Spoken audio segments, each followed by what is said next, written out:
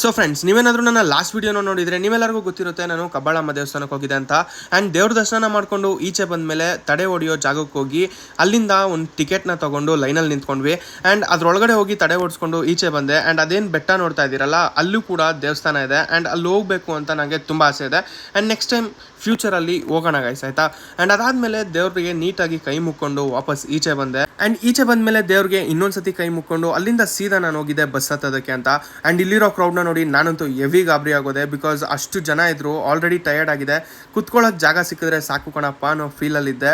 And ಒಳಗಡೆ ಹೋದ್ಮೇಲೆ ಗೊತ್ತಾಗಿದ್ದು ಬಸ್ಸು ಹೆವಿ ಖಾಲಿ ಇದೆ ಅಂತ, ಬಿಕಾಸ್ ಬಸ್ಸಲ್ಲಿರೋ ಪ್ರತಿಯೊಬ್ಬರು ಇಳಿದಿದ್ರು. ಆ್ಯಂಡ್ ಇಡೀ ಬಸ್ ಖಾಲಿಯಾಗಿರೋದ್ರಿಂದ ನಮಗೆ ಆರಾಮಾಗಿ ಜಾಗ ಸಿಕ್ತು. ಆ್ಯಂಡ್ ನಾನಂತೂ ಬಸ್ಸಲ್ಲಿ ಲಾಸ್ಟ್ ವಿಂಡೋ ಸೀಟಲ್ಲಿ ಕೂತ್ಕೊಂಡು ಸಾಂಗ್ನ ಕೇಳ್ಕೊಂಡು ಮನೆಗೆ ರೀಚ್ ಆದೆ. ಆ್ಯಂಡ್ ಮನೆಗೆ ರೀಚ್ ಆಗಿ ಒಂದು 3 ಅವರ್ ನಿದ್ದೆ ಮಾಡಿದೆ, ಯಾಕಂದರೆ ಆಫೀಸ್ಗೆ ಹೋಗೋದಿತ್ತು. ಬಿಕಾಸ್ ಅವತ್ತು ಗಾಂಧಿ ಜಯಂತಿ ಆಗಿರೋದ್ರಿಂದ ನಮಗೆ ಡಬಲ್ ಪೇ ಇರುತ್ತೆ.